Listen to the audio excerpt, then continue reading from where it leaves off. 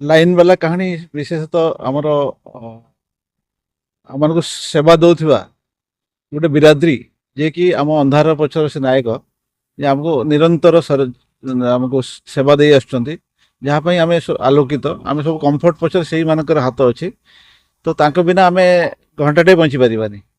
ଯେମିତି ବର୍ଡରରେ ସୈନିକମାନେ ଆମକୁ ଜଗିଛନ୍ତି, ଗୋଟେ ଘଣ୍ଟା ଛାଡ଼ିଦେଲେ କ'ଣ ବର୍ଡର ଅବସ୍ଥା, ଆମ ଦେଶର ଅବସ୍ଥା କ'ଣ ହେବ, ସେଭଳିଆ ଗୋଟେ ଘଣ୍ଟା କିମ୍ବା ଗୋଟେ 2 ଘଣ୍ଟା ଯଦି ଆମ ଲାଇନ୍ କଟିଯିବ, ଆମର କମ୍ଫର୍ଟ, ଆମର ଯେଉଁ ଦୈନନ୍ଦିନ ଜୀବନଟା ଅଚଳ ହେଇଯିବ। ତ ସେଇ ଚରିତ୍ରମାନଙ୍କୁ ନେଇକି ଲାଇନ୍ ବାଲା ପିକ୍ଚର। ସାର୍ କେବେ ମାନେ ପରଦାକୁ ଆସିବ ଏବଂ କି ମୁଖ୍ୟ ଭୂମିକାରେ ଥିବେ? ଆମେ ପ୍ଲାନ୍ କରୁଛୁ, ଯେହେତୁ ଏଇଟା ଗୋଟେ ସେଫ୍ଟି ଆଣ୍ଡ ପବ୍ଲିକଙ୍କର ଘଟଣା।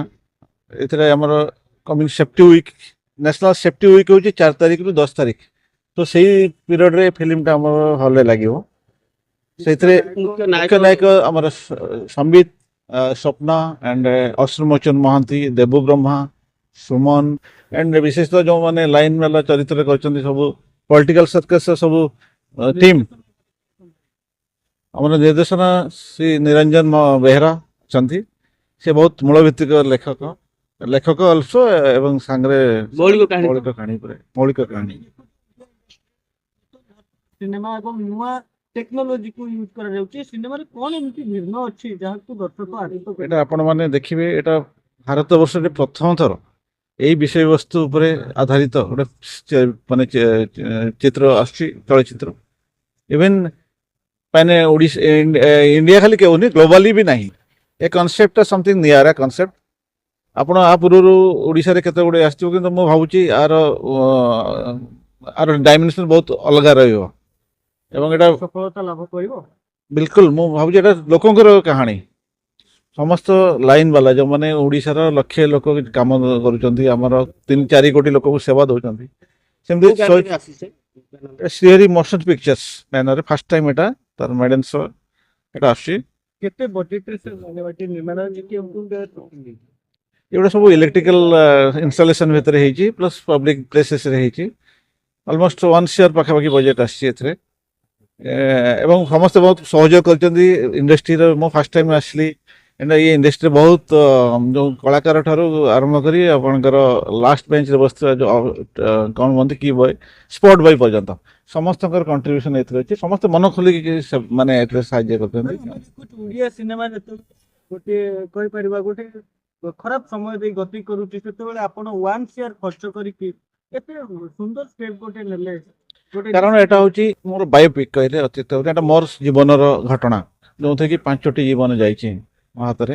42ଟି ମଲେଷ୍ଟେସନ କେସ୍ ଖାଇଲା ପରେ ମୁଁ ନ୍ୟାସନାଲ୍ ଆୱାର୍ଡ଼ ପାଇଲି ମୋର ପରଫର୍ମାନ୍ସ ପାଇଁ, ଆମର ସେ ଏରିଆରେ କାମ କରିବା ପାଇଁ।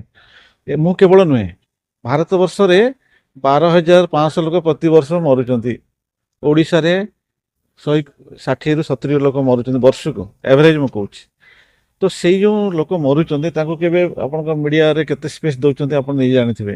ତ ସେଇମାନଙ୍କୁ ମୁଁ ଆଙ୍କୁ ମିଡ଼ିଆ ଆପଣ ପବ୍ଲିକ ନଜରକୁ ଆଣୁଛି, ଏବଂ ତା ଦ୍ୱାରା ଏଇଟା ଦେଖିଲା ପରେ ଯଦି 5% ଲୋକ ବି ମରିବା କମିଗଲା, ଆମ ଜୀବନ ସାର୍ଥକ ହେଇଯିବ। 1 କୋଟି ଟଙ୍କା କିଛି ନୁହେଁ ମୋ ପାଇଁ। ଗୋଟେ ବଡ଼ ସଚେତନ ସିନେମା, ସଚେତନ, ଏବଂ ଏଇଟା ମୋର ପ୍ୟାସନ୍। କାହିଁକିନା ଯେଉଁ ଲୋକ ମୋ ହାତରେ ମରିଛନ୍ତି, ମୋ କାର୍ଯ୍ୟରତ ସମୟରେ ସେମାନେ ମୋ ହାତରେ ମରିଛନ୍ତି, ମୋ ସମୟରେ ମରିଛନ୍ତି, ମୁଁ ତାଙ୍କ ଘରର ପୀଡ଼ା ଦେଖିଛି। ଏବଂ ଆଜି ବି ସେ 12,000, ଏବେ 10 ବର୍ଷରେ 10 ଲକ୍ଷ ଲୋକ, 1 ଲାଖ ଲୋକ ମରିଛନ୍ତି। ତାଙ୍କ ପରିବେଶ କ'ଣ ଘଟିଥିବ? କ'ଣ ପାଇଁ? ସେମାନେ ନିଜ ପାଇଁ ତ ନୁହେଁ। ସାଧାରଣ କେତେ ପଇସା ସେମାନେ ଦରମା ପାଉଛନ୍ତି? ଯେଉଁମାନେ ଲାଇନରେ ଖୁଣ୍ଟିରେ ଚଢ଼ି ମରୁଛନ୍ତି, ତାଙ୍କର କେତେ ଦରମା ପାଉଥିବେ? ମିନିମମ୍ ୱେଜେସ୍ ଗଭର୍ଣ୍ଣମେଣ୍ଟର 12-13 ହଜାର ଯାହା ବି ଅଛି। କିନ୍ତୁ ସେଇମାନଙ୍କର ସେଇ ଯେଉଁ ତ୍ୟାଗ, ତାଙ୍କର ଯେଉଁ କଷ୍ଟ, ତାକୁ କେହି ଲୋକ ଜାଣିବା ଦରକାର। ସେଥିରେ ଲୋକମାନେ ଆପଣ ଭଲ ପାଇଲେ ନା, ତାଙ୍କର ଆହୁରି ମୋଟିଭେସନ୍ ବଢ଼ିବ। କେବଳ ପଇସା ନୁହେଁ, ତାଙ୍କର ଗୋଟେ ମାନେ ତାଙ୍କର ଯେଉଁ ପାଗଲପନ କାମ କରିବାର, ସମସ୍ତଙ୍କୁ ସେବା ଦେବାର, ସେ ଉତ୍ସାହ ଦ୍ୱିଗୁଣିତ ହେଇଯିବ। ଏବଂ ଆମେ ପରସ୍ପର ସହଯୋଗ କରିବା ଦରକାର। କାରଣ ଲାଇନ୍ ବିନା ଆମେ ଚଳିପାରିବାନି, ଆମ ବିନା ଲାଇନ୍ ବାଲାର ଦରକାର ବି କିଛି ନାହିଁ। ତେଣୁ ଆମେ ପରସ୍ପର ସହିତ ଜଡ଼ିତ, କିନ୍ତୁ ଆମେ ପରସ୍ପର ବୁଝିବା ଦରକାର।